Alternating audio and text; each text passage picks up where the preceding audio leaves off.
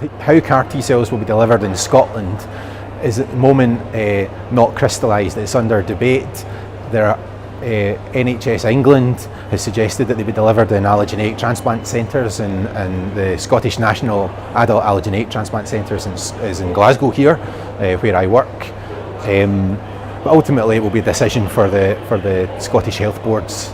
Setting up a CAR T cell service requires, obviously, these are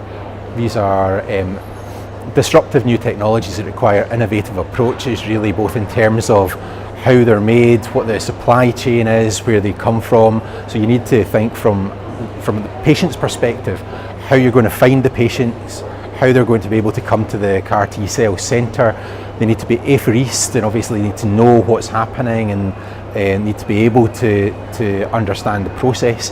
Their own cells will be sent away to be changed, genetically modified effectively, and sent back and then administered. And there are a number of very serious side effects that can arise, and of course all the patients and their carers will need to know about this.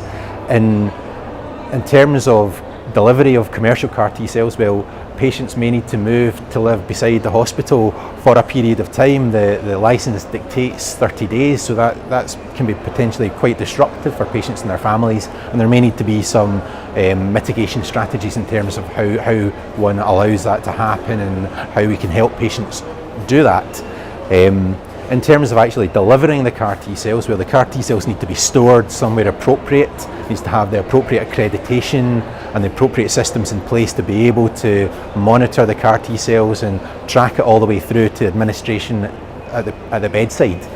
And then as the patients go through the significant toxicities that are likely to arise over the first 2 to 3 weeks, they need to be carefully monitored in an expert centre with expert nursing staff, expert clinicians.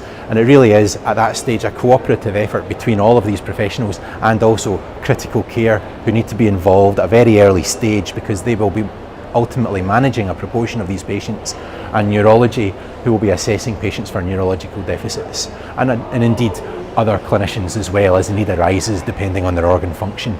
But the important thing to underline is that these toxicities are temporary, and when managed appropriately, the vast majority of patients will recover and will not have long-lasting toxicities as a consequence of CAR T cells.